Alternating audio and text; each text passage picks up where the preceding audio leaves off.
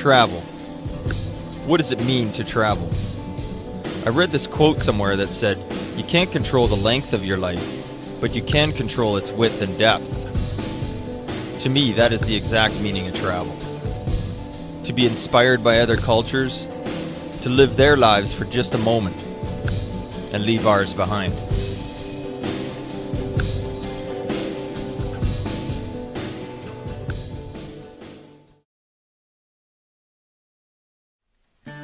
After 10 hours of flying, we arrived at Quito, the second largest city in Ecuador, where there's 2.5 million people living, and spent our first night in our hotel, the Casa Aliso.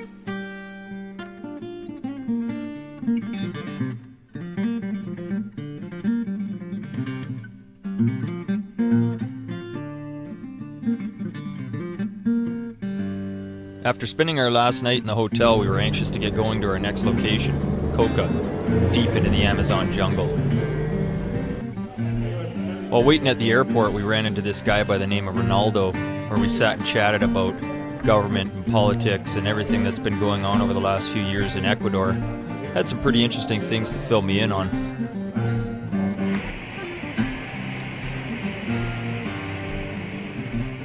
After our flight from Quito to Coca, we arrived to the airport and took a short bus ride to the Amazon River, where we'd have a 2.5-hour boat ride to our lodge.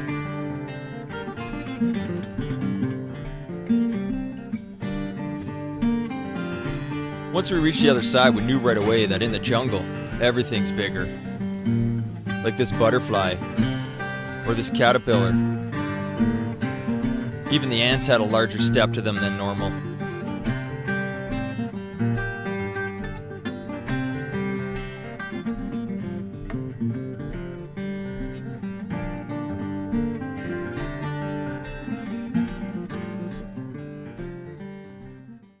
Whereabouts are we now, did you say? I'm guessing right around here. Yep. The Rio Napo. Takes a bit for it to sink in before you realize that you're deep in the jungle. 2 hours to any civilization.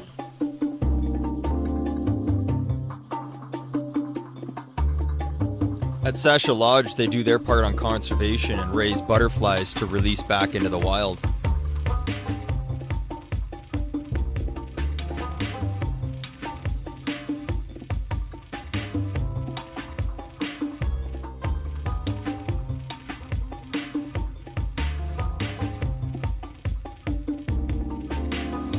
At night is when the jungle comes to life. And on our way back to our cabin after dinner, we ran across some insects that we'd never seen before.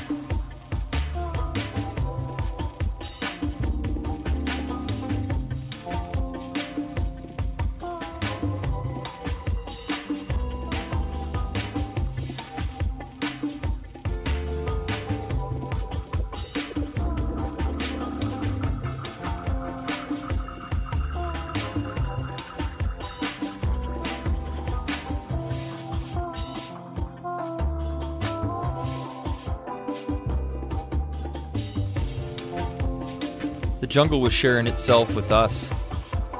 But unlike these two monkeys, sharing isn't an option.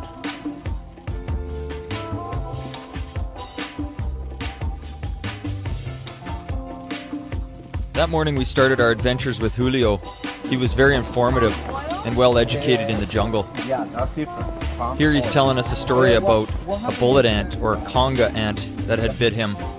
And he had spent a day and a half in his bed, shaking violently with a high fever. Here he is showing us the balsa wood tree, not knowing 2 inches above his hand was the conga ant. If I knew he was there, I wouldn't do that. Julio had a pretty good sense of humor. Here you can see a friend of ours, Anne, pulling down this vine, and if you look in the background, you'll see Sergio, our native helper, gets a pretty good laugh out of it.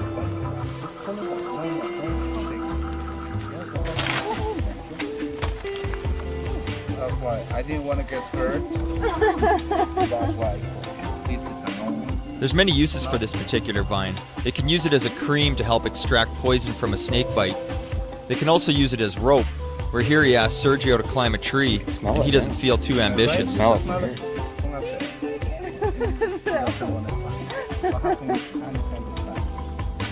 is this. Here he gives us a chance to hold the millipede, neglecting to tell us that the difference between centipede and millipede is millipedes are poisonous. And he jokes about us not having enough time to get back to the lodge after handling this. So I don't know if you're gonna have time to reach to the lodge. Because And apparently when agitated, this millipede will extract a poison that smells a lot like amaretto. you could faint. That's how strong it is, the poison. Over 25% of Western pharmaceutical drugs derive from the Amazon jungle, where for instance this dragon's blood tree can be used for anything from mosquito repellent to cures for stomach ulcers. Do you have anybody has any little one? I have a little one. Mira esa cosota. Mira esa cosota. Oh, she's about to die. Yeah, let's do it.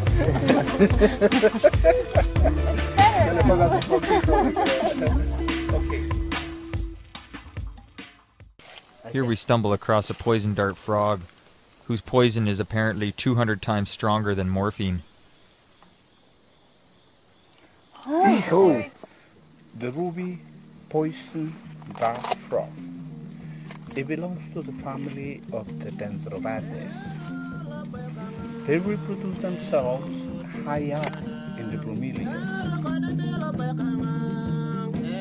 After a long hot day in the jungle, our guides had told us we could go for a swim in the lake. We didn't find out until later though. The lake was full of piranha and caiman. Lucky for us, piranha are vegetarian.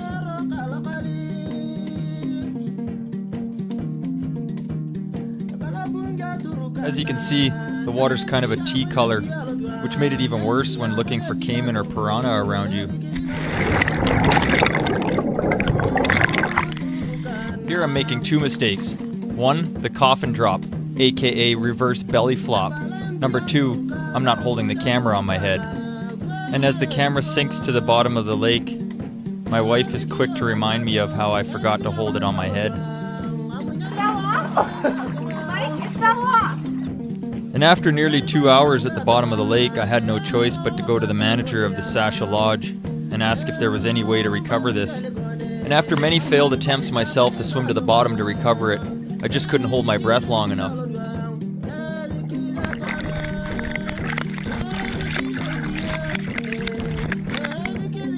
After about half an hour and half a dozen workers trying to recover this, one lucky guy was able to scoop it from the bottom. I didn't catch his name, but I did give him $60 and a big hug. Needless to say, I was pretty happy.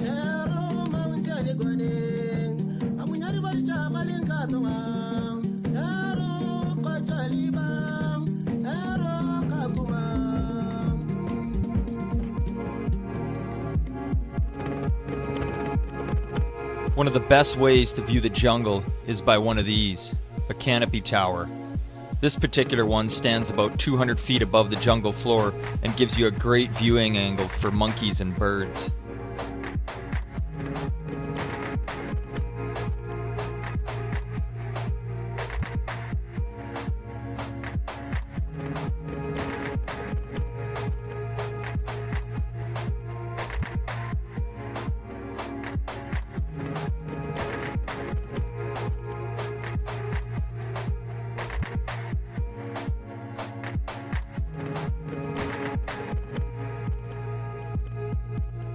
You know that feeling you get when you're being watched?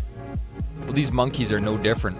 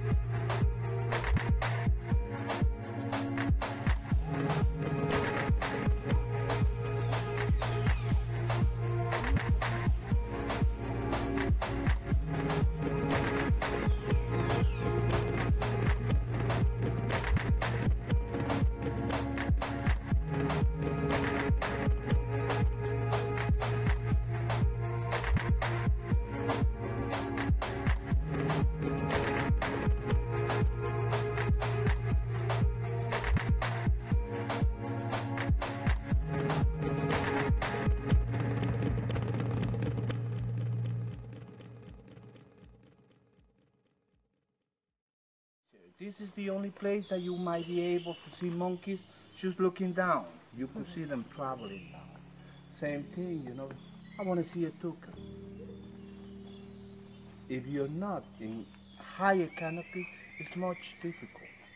I've been guiding some of the places that I hear the toucan, like we've been listening, and you cannot see them. From here, we will have very good probability.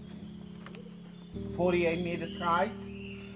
This is the first tower, heading to the third one, 380 meters long. It's divided by 3 towers. Tower number 1, right in the center, will be the support tower, and far down will be tower number 3. Let's go up there. If you have any question, I will be more than happy to answer you.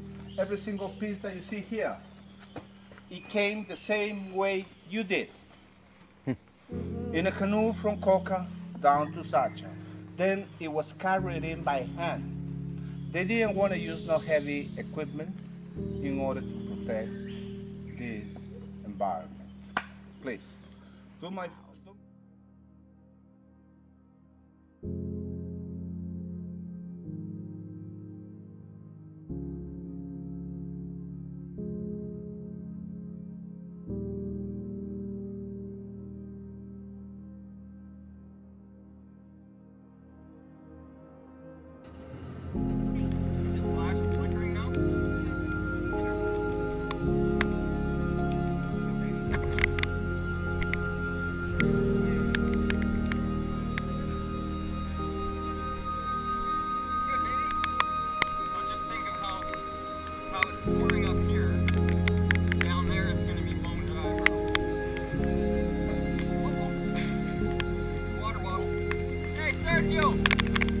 My water bottle! Aqua! See? Gracias, gracias!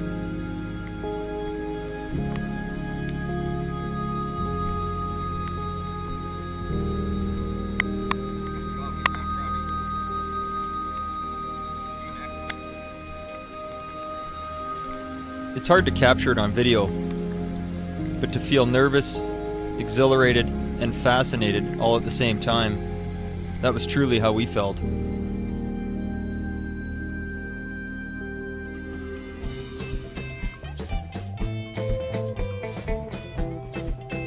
One of the things that really surprised me was the lack of mosquitoes. When a person thinks of the jungle, you think you'd be getting eaten alive, but we hardly seen any.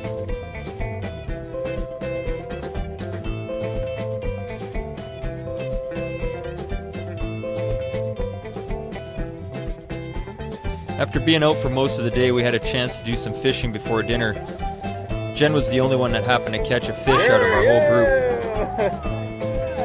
And for some reason, I can't quite figure out why, Jen didn't like watching Julio pull the hook out of the fish's mouth.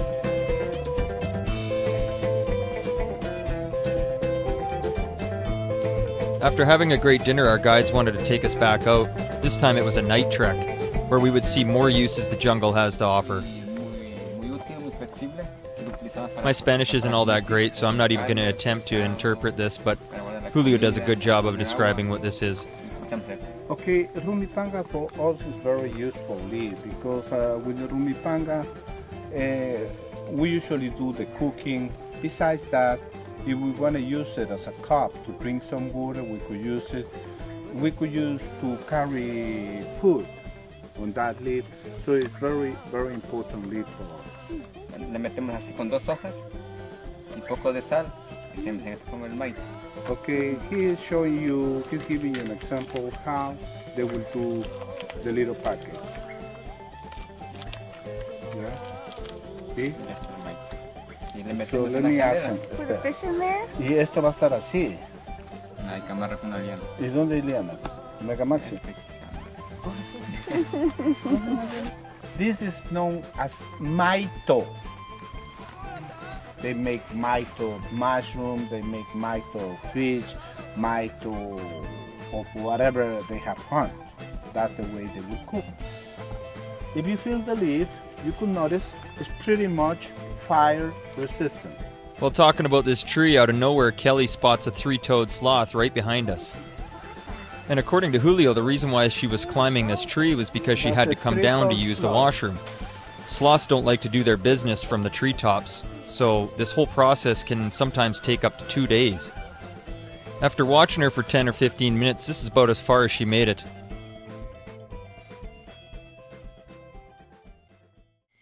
One pretty cool fact about being in Ecuador is the sun rises and sets at the exact same time every day. Cannot see a thing out here. Kind of glad I had night vision on my camera because you couldn't see your hand in front of your face. It was that dark.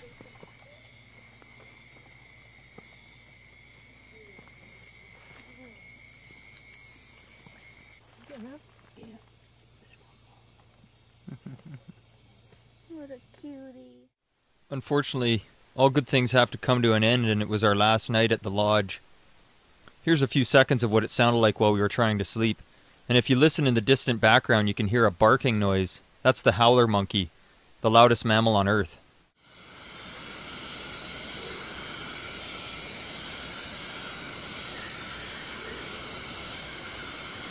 After saying goodbye to our newfound friends at Sasha Lodge, we make our way back to Quito, where we spend a couple days resetting before our big cruise. Eu vou dançar quando eu sinto algo dentro, algo que não devo lavar. Eu vou escutar as músicos brasileiros que me deixam libertar, dançar, tocar. And what's one universal word that most women know? Shopping. And trust me, there's lots of shopping.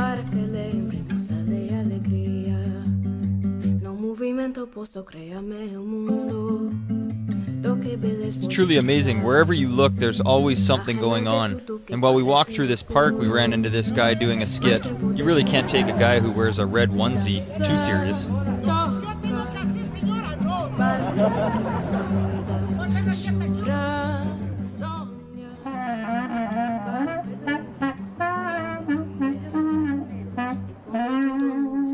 Had a good time in Quito. We were well rested and ready for the next leg of our trip, the Galapagos Islands.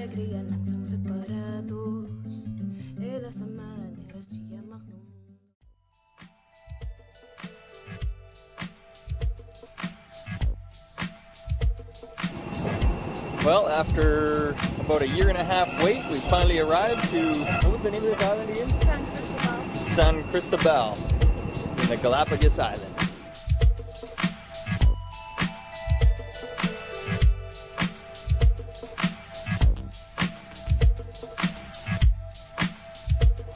So we're on board the Eric of the trifecta.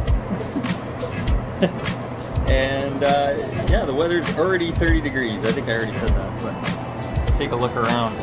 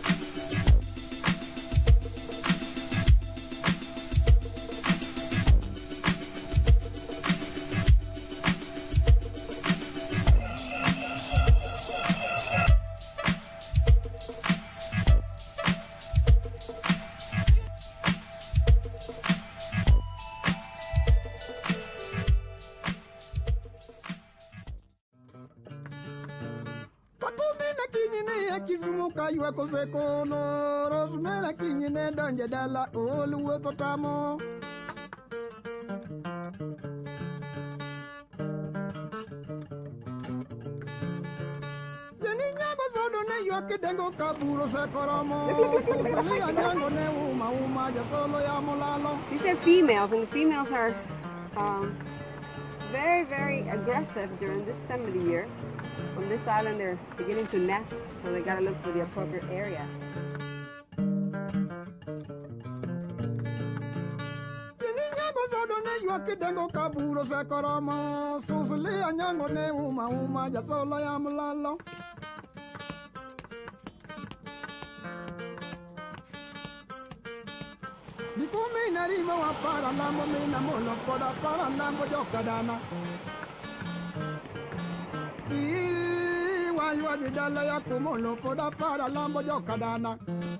A lot can be learned from these Galapagos sea lions, like how to take life just a little bit slower. Boy, were these guys lazy.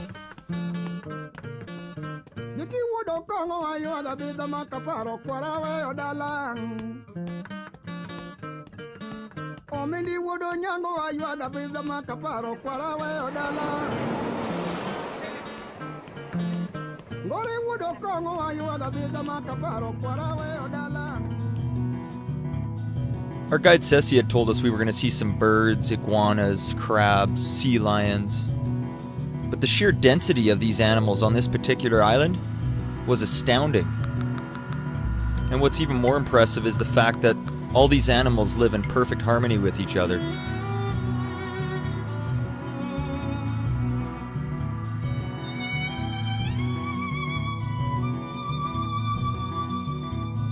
Occasionally these baby sea lions get detached from their mothers. Unfortunately, they're born with bad eyesight, and the only way for them to find them is by crying out or smell. To us, they all look the same. But for them, they're able to decipher who's who.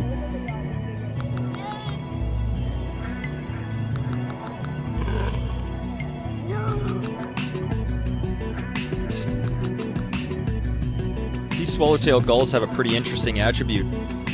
People say that the red ring around their eyes glows in the dark to help them with hunting at night.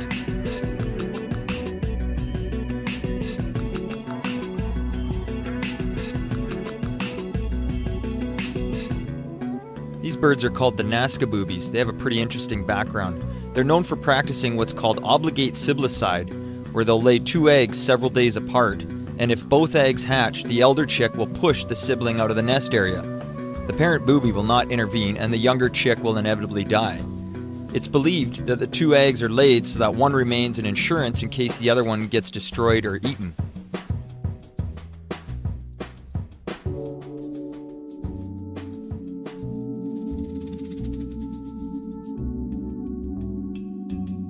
It's difficult to see, but this natural geyser has crabs sitting around its edges, or occasionally they'll fall in and come shooting right out of it.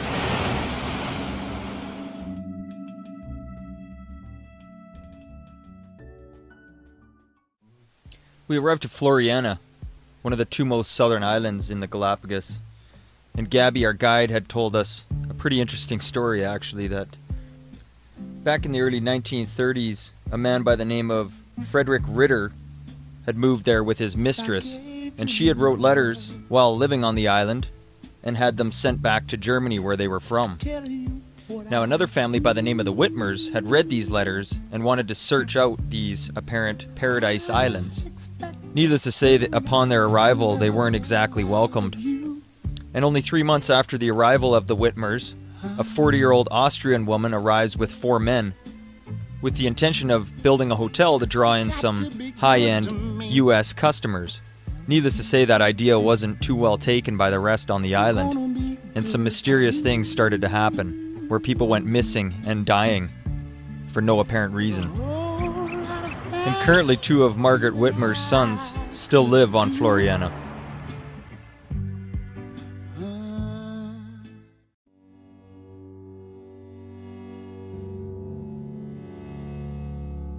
Hands down, one of the best things to do while you're in the Galapagos is snorkel, and it definitely was one of our favorites. And of course, snorkeling makes you look your best too.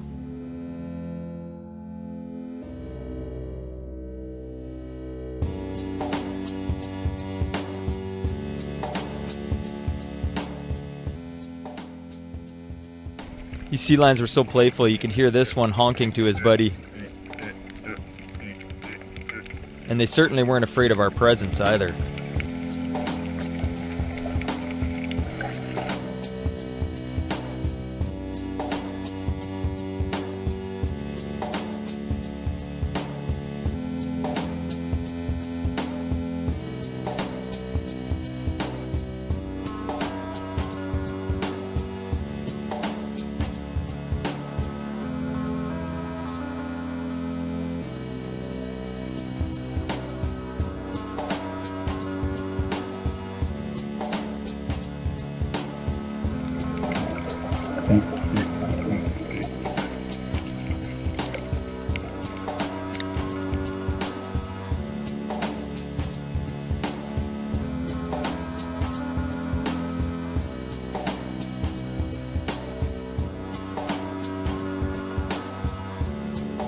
Here, one of the baby cows were having a hard time getting in the water, so Mom had to show him how to do it.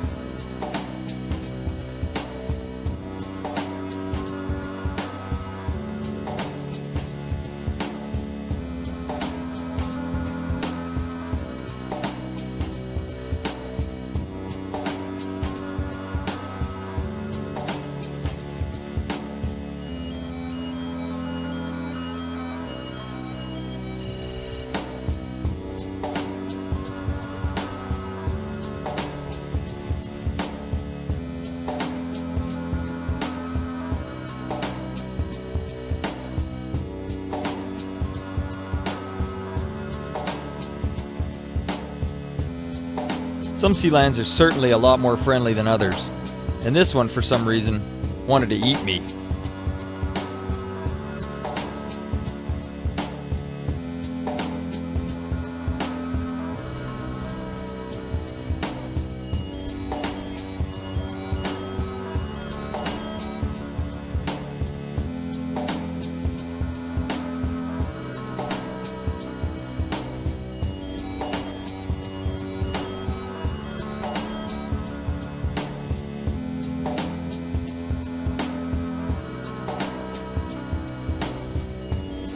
Some of the wildlife under the water is pretty tough to spot. See if you can see what we're looking at.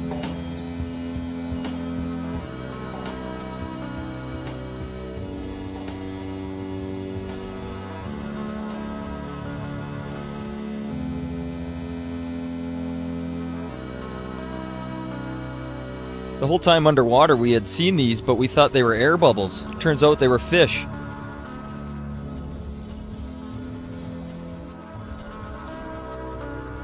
What's the easiest thing to do when your legs get tired of swimming?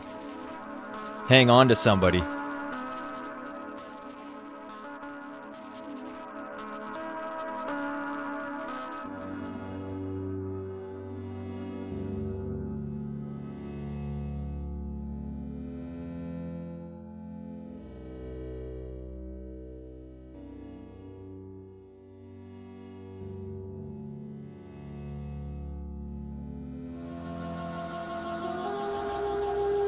It's kind of tricky to see, but these fish will make homes anywhere they can, like this one inside this barnacle.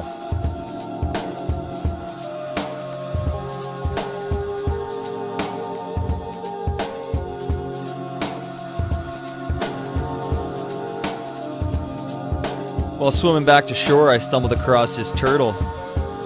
Doesn't look like much, but it was tough to keep up.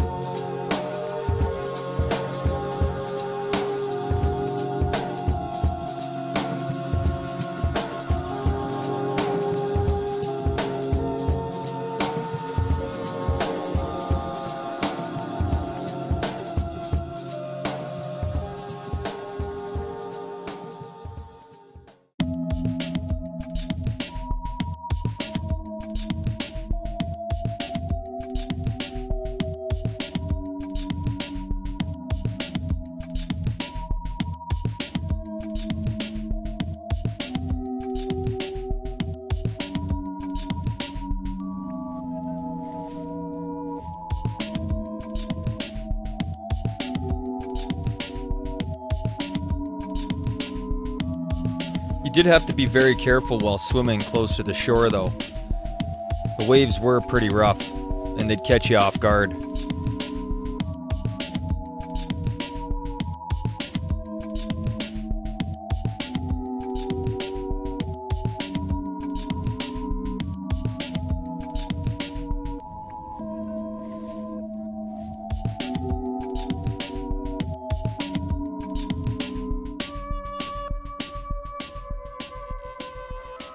It's pretty neat to see, too, that some of these sea lions enjoyed looking at their reflection in the camera.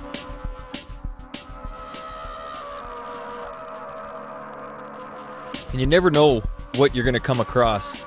Like, for instance, this octopus, where it actually changed color in a split second.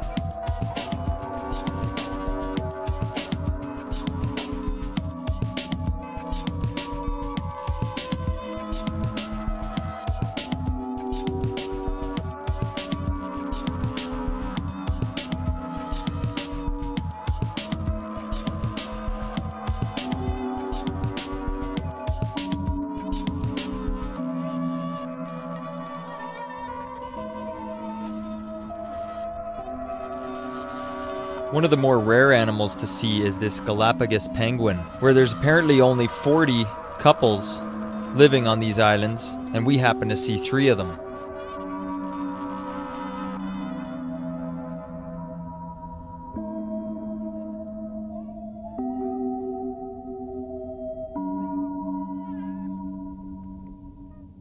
Oh yeah, I got like, we came right here, just right past me, and reach out and kiss them. One of the better things about being on a smaller passenger boat is the ability to change course at any given moment. Our Captain Marlone had spotted these dolphins, so we turned around and gave chase.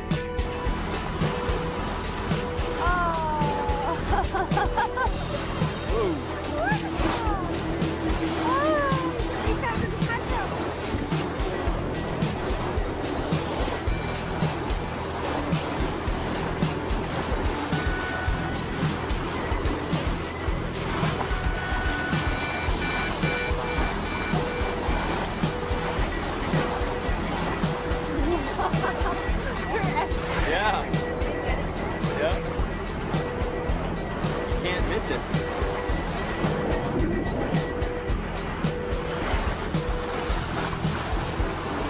A piece of fish. Have him jump up for it. Give him your leg. Whoa, that guy's big. He got scrapes on him, eh?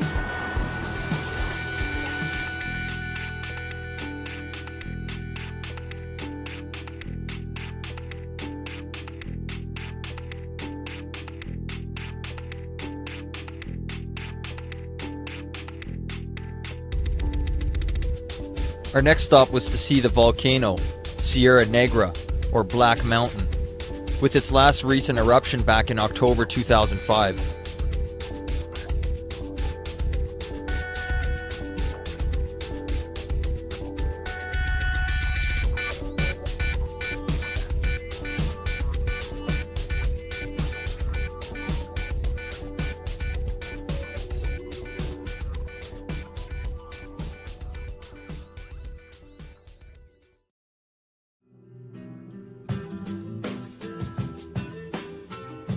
We've got a patch of red, so that's the male. In 1959, the government of Ecuador declared all uninhabited areas of Galapagos a national park. The islands are second only to the Great Barrier Reef National Park in Australia in terms of size of marine area that's protected, nearly 130,000 square kilometers.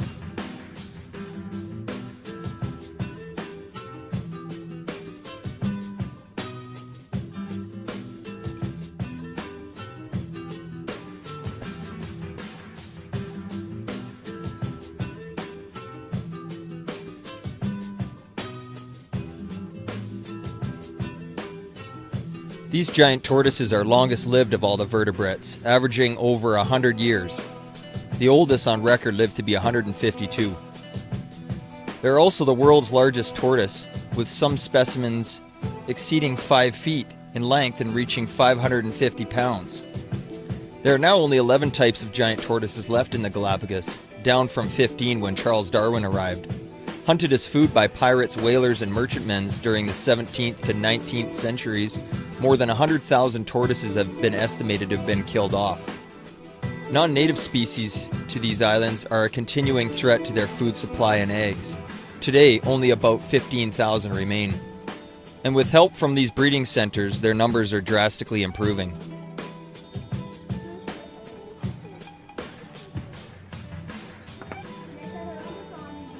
Can't quite get to it. Oh, got it.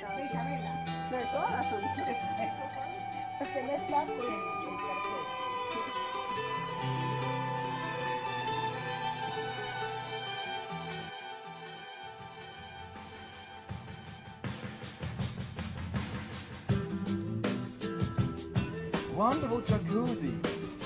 So this is the recipe.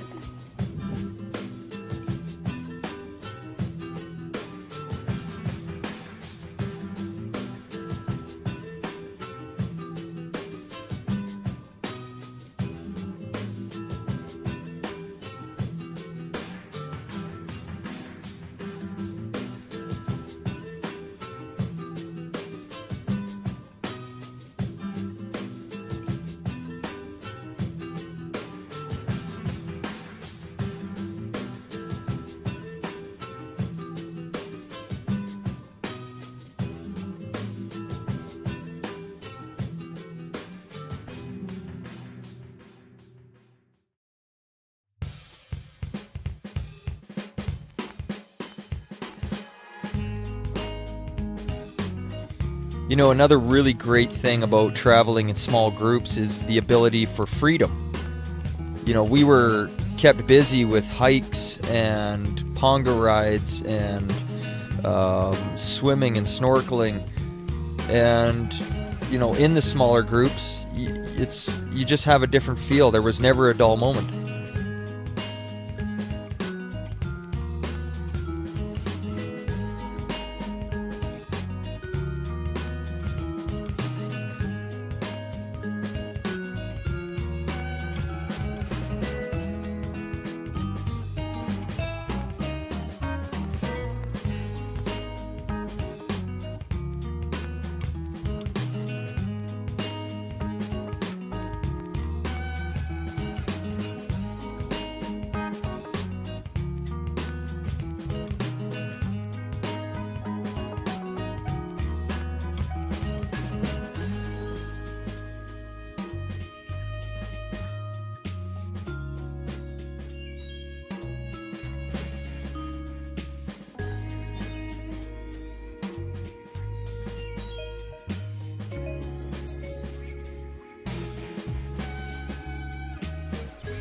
Well, after all of us climbed this small mountain, a bunch of us got to the top and wanted to take some pictures. And after meeting a bunch of new friends, what a great spot to do it. Okay, over here, over here. This camera. Hello. Okay, sit. Sit down.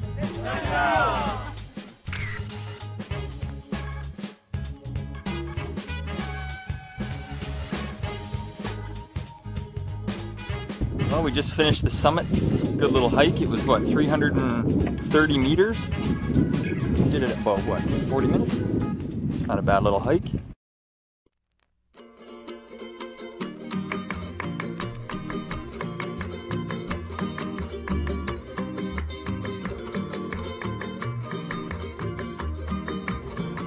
Look what it's doing. See how it's sort of elevating its body? See, it just stood up. Look how it's stretched out. Push-ups. Yeah. You know that old saying, when pigs fly? How about when iguanas climb trees?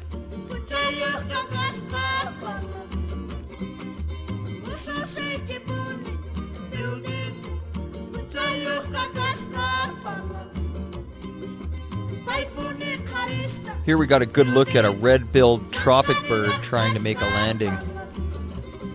These are one of the more rare birds to see on the islands too.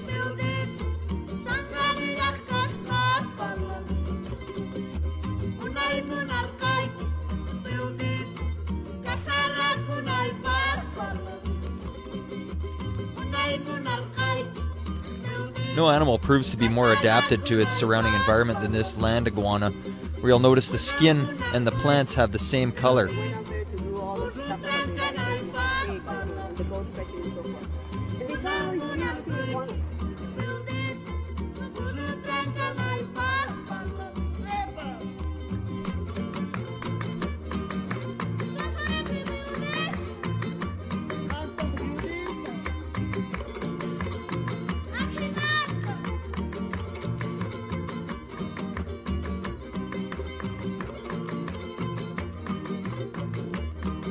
I'm pretty sure these iguanas' favorite color too is yellow, because they were eating every single yellow flower they could find.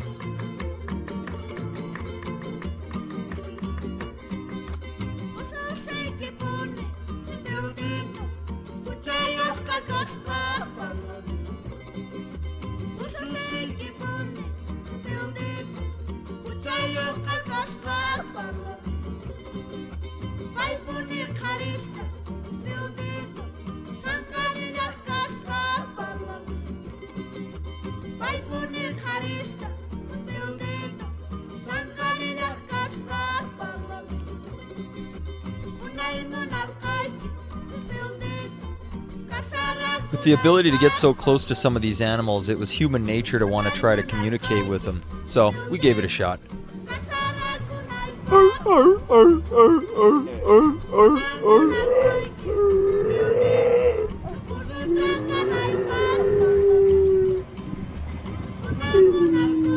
Something tells me it didn't work.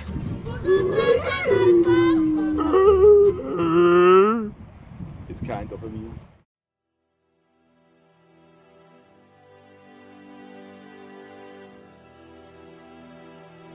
After being on these islands for over a week now, we both really grew to appreciate the conservation and tourism efforts that are put in place there. To be able to share these spots with future generations is a great feeling.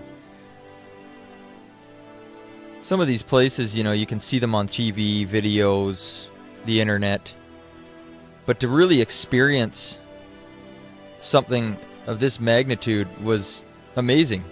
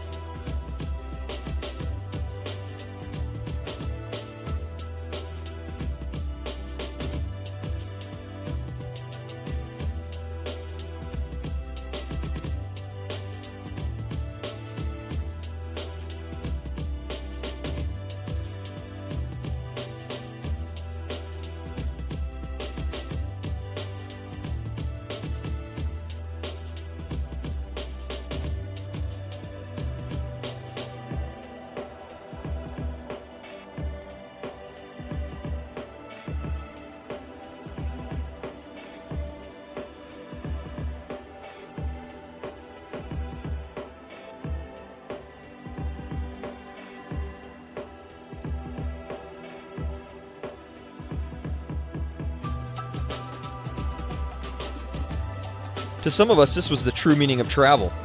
The ability to be able to return home with a feeling of accomplishment. You know, this type of travel adventure is something that really sticks with you. And I know the both of us will continue to look forward to further adventures like this one. And there really couldn't have been a better way to get that travel bug. My name is Marlon. I am the Eric's captain. We are arriving to Puerto Ayora. This is the last day. I hope you enjoy this week. Have a good trip at home. Thanks for choosing us. Thank you. Bye bye. Ladies and gentlemen, we really hope you have enjoyed this week aboard the Eric. On behalf of Ventura, all the crew and myself, thanks for choosing us and have a good trip at home. Thank you very much. Thank you very much. Salud. Thank you very much. Salud.